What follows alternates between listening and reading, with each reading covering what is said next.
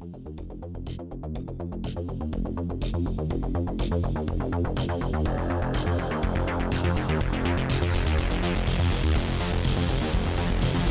listening to Jay's Analysis.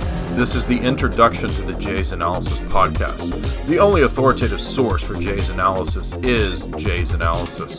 Film, philosophy, geopolitics, the esoteric, and much, much more. Satire and comedy too. Now added bonus for free.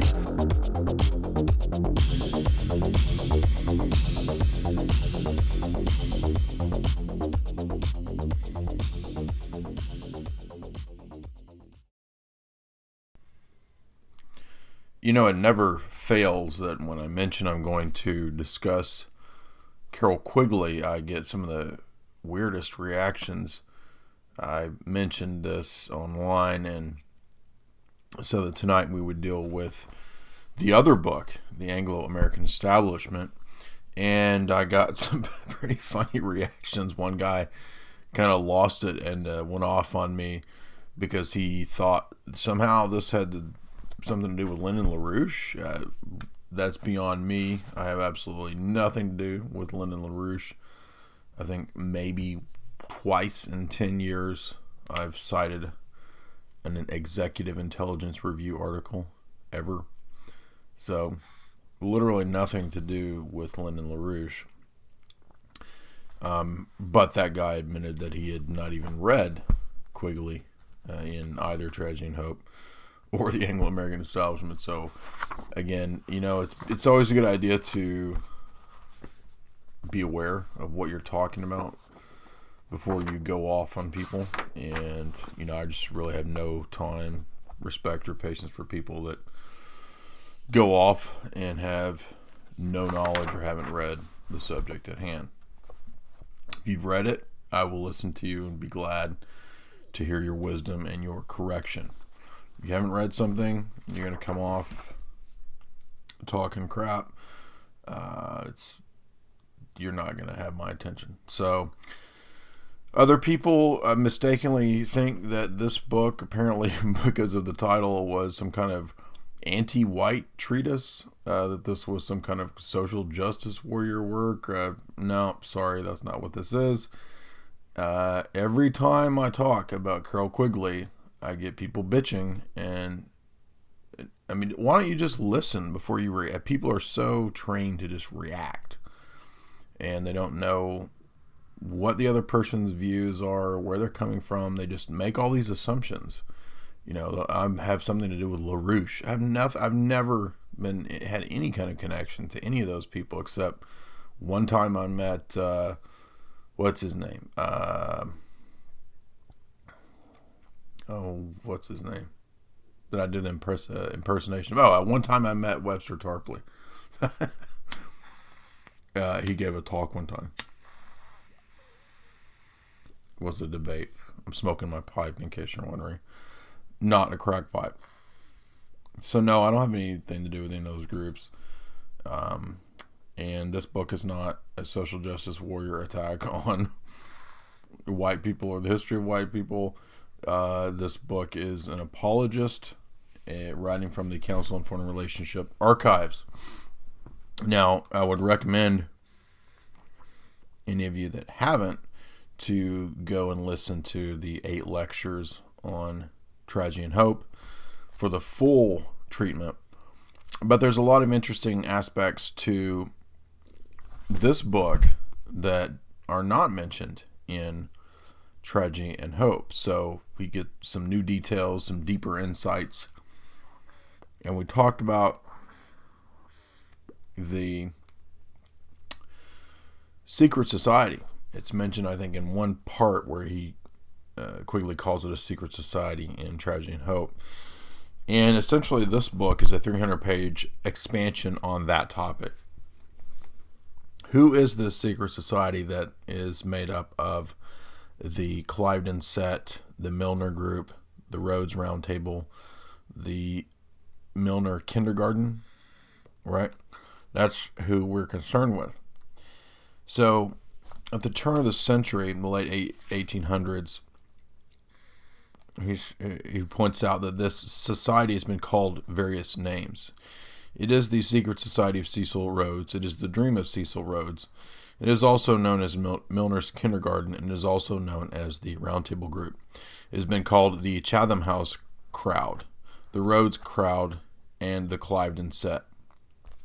So it's all of those. All those terms are fine. There's nothing wrong with using those terms. The Royal Institute of International Affairs is obviously one of the key centerpieces of this. It founded the RIA, and it also founded the League of Nations. It had a great deal to do with the formation and management of the League of Nations. So Quigley is telling you on page 4 and 5 that the modern world has been framed by these people. Remember that. Now this guy going off on me was arguing that the Council on Foreign Relations had nothing to do with the roundtable groups. That was just totally ridiculous. I mean, like, I don't even know how to respond sometimes to things. I mean, that shouldn't even be debated. Obviously, the Council on Foreign Relations is the American branch of the roundtable groups. I mean, come on. Now, so let's get into some of these key players, what the ideology is here, and why this is so important. I'm going to go and tell you. So we talk about the New World Order. We've heard this bantered about for many years. What is the New World Order? Well, we know Bush said it. We know that many of these modern-day bureaucrats and technocrats, Kissinger and Rockefeller and these different people talk about the New World Order. But where do the ideological origins of the New World Order come from, right? Well, we know about people like H.G. Wells, writing books about the New World Order. Many other figures could be mentioned, famous writers. But one of the things that's important about Quigley's Anglo-American establishment is that he's going to give you the ideological underpinnings and origins for the New World Order. And it's not what you tend to think. Most people will think it's some sort of secret plot of some secret society or some kind of, crazy, who knows what. Really, it has its ideas in the liberal order of the British Commonwealth. Yes, the British Empire is the origin of the modern New World Order. Because, of course, the United Nations and all the different manifestations of globalist power blocks and interests, NGOs and so forth, all really have their origins in these beginning think tanks and foundations of the modern world, namely the Rhodes Roundtable Groups and the Royal Institute for International Affairs. So that is this group of people. And I've mentioned, I think the guy's name's John Roberts. I don't have the book here on hand, but many years ago I read I think it's John Roberts' biography of Cecil Rhodes, and Cecil was interested in Freemasonry. And many of these people, of course, will be Freemasons. But this inner group, this inner party, the Society of the Elect, as they're called, are not too attached to occult ideology per se. I think that they are pragmatic. That is the Anglo-American mindset, pragmatism. That is the philosophy of the Anglo-American tradition, pragmatism. It's the only philosophy to come out of America as a so-called school. And so it makes sense that the ideological underpinnings for the Western Imperium are therefore going to be pragmatic and, quote, liberal. The liberal world order, the liberal imperium, is essentially what we're talking about. One of the key figures, of course, is Arnold Toynbee. And it's important to recall that where do all of these thinkers come from? And Quigley is very explicit about this. Almost all of them come from Oxford, from All Souls, and the different colleges, right? And you have some others from Cambridge and things like that. But for the most part, it is the Oxford crowd. And the roundtable groups would, of course, be formed out of a lot of these Oxford people. And Quigley makes the argument that by 1938, they had full control of the decisions being made in the UK. And of course they did also, as he says, or roughly speaking, organize the wars, World War I and World War II.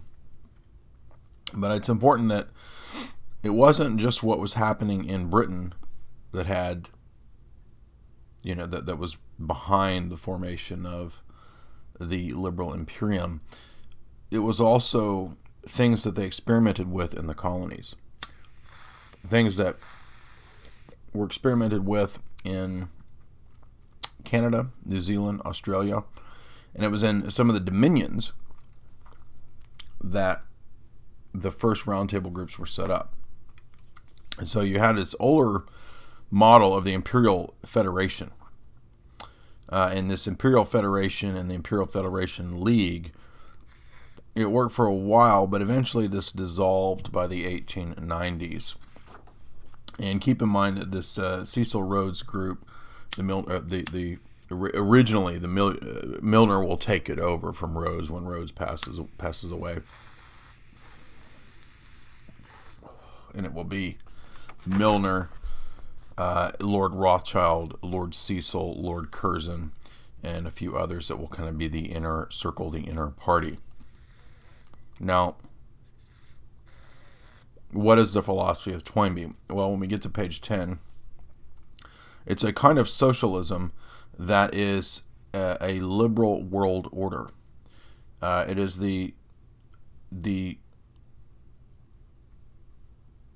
it's not just the ideology, but it's also the methodology. All right, so what we have with Toynbee is the idea that the world could move into a kind of enlightened socialism, and that this could all be done at the behest of democratic ideas of freedom, liberalism, equality, all this kind of nonsense, right? While at the same time, it's important to understand that a lot of these characters privately had completely different views. Which is interesting because I guess Quigley, as an apologist, he's either ignorant of that or doesn't get the contradiction. But as we pointed out in the first series of Quigley Talks, there is quite a bit of contradicting in Quigley's mind that he's quite okay with.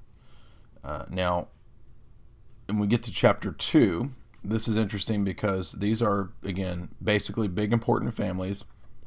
They're tied to big bankers. They're tied to the Rothschilds. They're tied to Lazard brothers. Some of these other Lloyd's Bank. These other big banks, and these important families are committed to Cecil Rhodes' idea. And Rhodes thinks that the British Empire is really the best model for the world. Now, again, on the surface, they spout all this liberal stuff. However, they also publish all these things that deal with total Darwinistic, social Darwinism, race theory. Right now, I'm telling you what their view is. Their view is, the official sort of Oxford publications of social Darwinism, race theory. And that, what's the original title of Darwin's book? The Favored Races, right? The Evolution of Man and the Favored Races, right? Now he's talking about England. England is the highest pinnacle of race theory in that view. Now that's the underlying ideology of these characters and why they have that liberalism, as they will even say at times, and as even Quigley quotes, is because of evolution.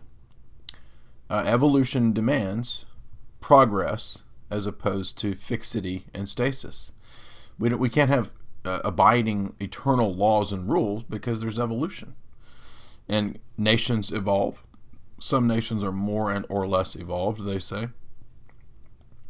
And so, in other words, what you have is this very bizarre contradiction of, on the one hand, the assumption of a racial supremacy, while at the same time admitting and saying and preaching total equality, egalitarianism, and the idea that Western democratic liberalism must be foisted on the whole world. So this is what Orwell is talking about, right? So when you read 1984 and he's talking about the bizarre contradictions, this is what he's talking about. I mean, and this is why these people are in control, these families, is because they are masters of this dialectic. So how do they get in control? Well, Quigley says that the way that the modern crop of leaders got in control, and what he means is that essentially displacing the older European ideas of kings. So how do we get from, periods where we had kings to this more monetarist period where bankers and industrialists own the kings and own the republics and own the democrats and own the government? Well, they conceived this plot through infiltration. That is the whole chapter 2. Infiltrate. How? On a triple front. What is the triple front? Well, Cecil and his buddies figured out that the way to advance this plot, him and Rothschild, was to keep the society and its liberal imperial goals private. The inner party, which would know everything that was going on. Meanwhile, you would have an outer society of helpers, academic idiots who actually believed that this is all about liberal democracy. Right. They would help to educate, right? And then you will have your key people in different places within society. That's literally what this chapter talks about, the infiltration of society. Education, media, and politics. So we're not going to worry about, he says later on, mass media and control of mass media.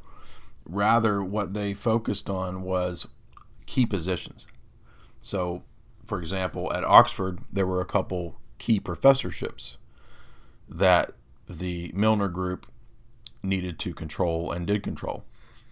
And that was how they controlled the attitude of those who would graduate from Oxford and All Souls, right? The key positions.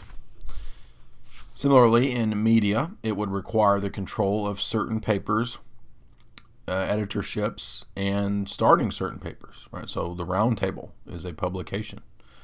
And obviously the Round Table publication is going to promote the ideas of the Round Table group.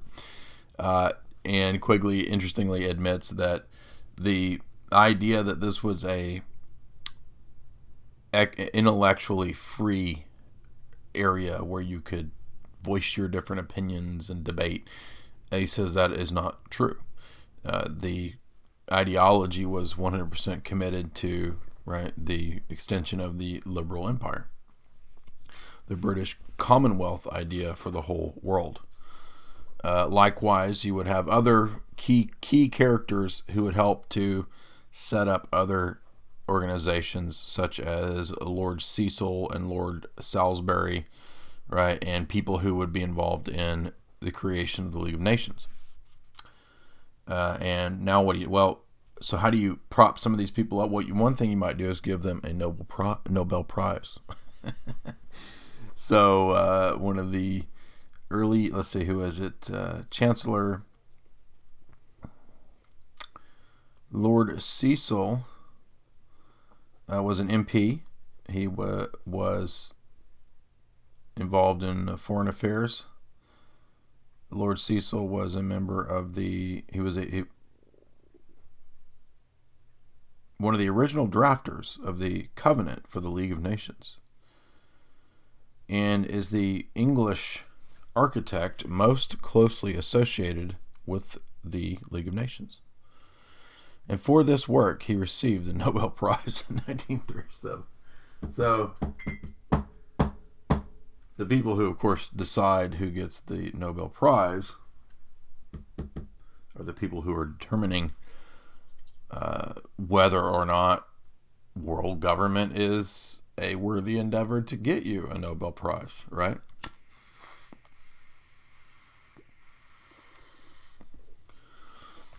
Now, that's one interesting aspect that keeps popping up is this notion of the revolving door principle, which was going on even then.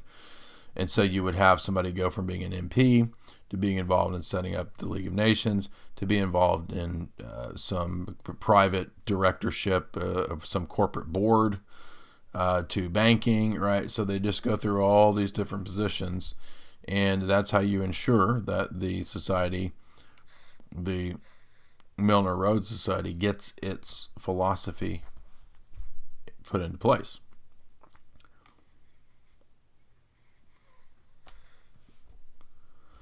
So let's see.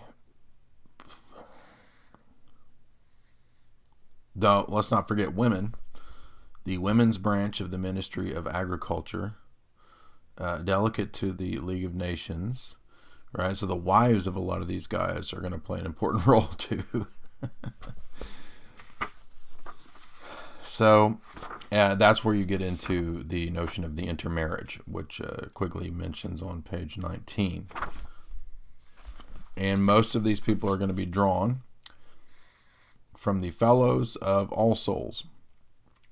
And just a few of the early members drawn: Lord Acton, Leopold Amory, Sir Harold Butler, Lord Halifax, Max Muller,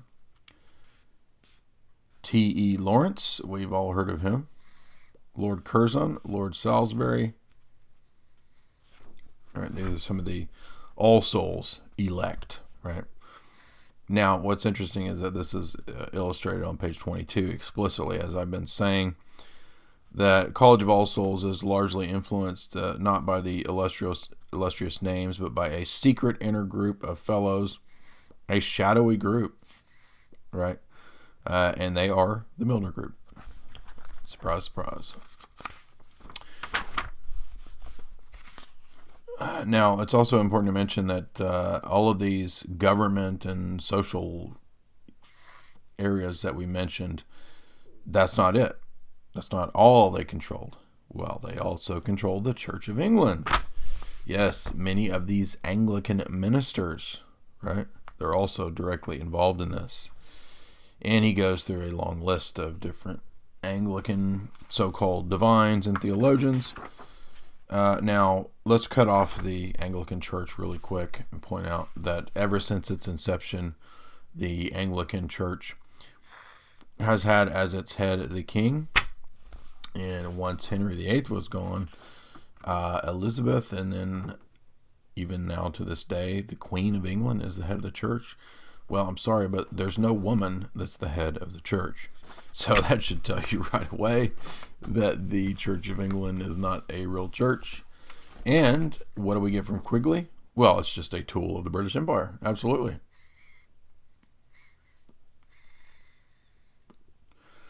The city of London is also important as a sort of a center for a lot of these people, as we've said.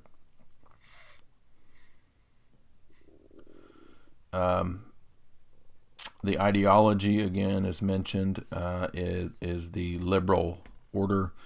And for a while, the liberal market order is very important.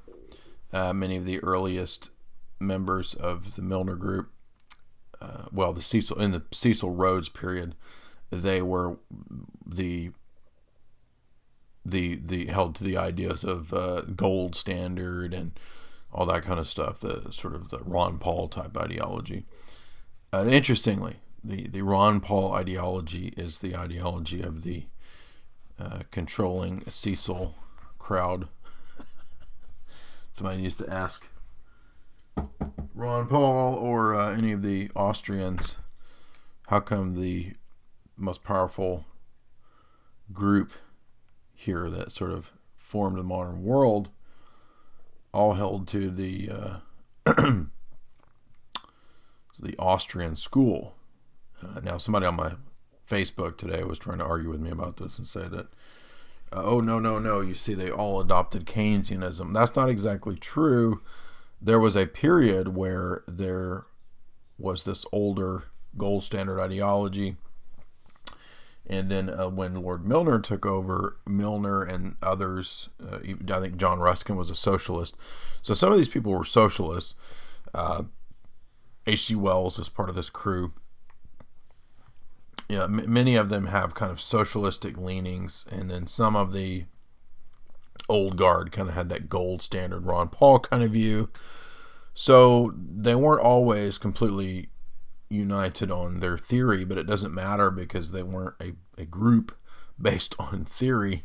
They were a group based on action, and the action would require different things at different times, right? So they weren't just necessarily concerned with, if we can just get Keynesianism in place, or if we can just get like some gold standard and get rid of the Federal Reserve or something. That they weren't that theoretical. They're more interested in pragmatic control, and that's why they got the control, right?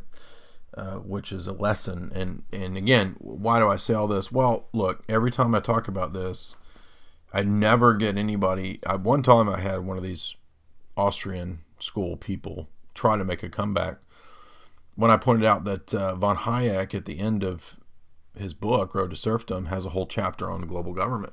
Why we got to have global government. Why? For the market, to ensure the market, a great market god.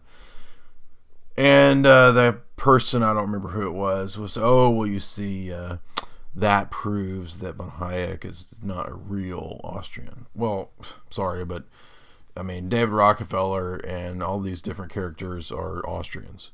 So I don't know what to say. I mean, come on. What does Quigley say? Quigley points out that all these people, the older model was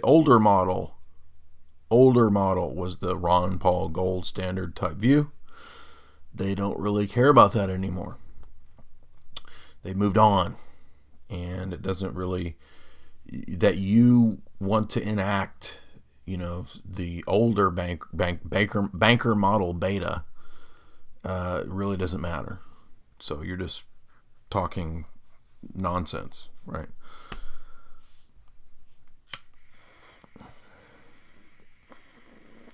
Because you're dealing with a shadow banking empire, as Quigley calls it, that already controls those markets. Now, here's an interesting fact that he didn't mention in Tragedy and Hope. This is page 32. Apparently,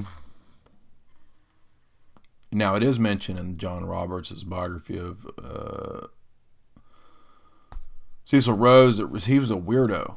Cecil Rhodes was into all kind of weird things, and he might have even been gay or a pedo. We don't know. I mean, I can't prove that, obviously, but there's these weird comments about how he liked the company of young boys, and I don't really know exactly what that means, but nothing would surprise me. But he was very interested in the Society for Psychic Research.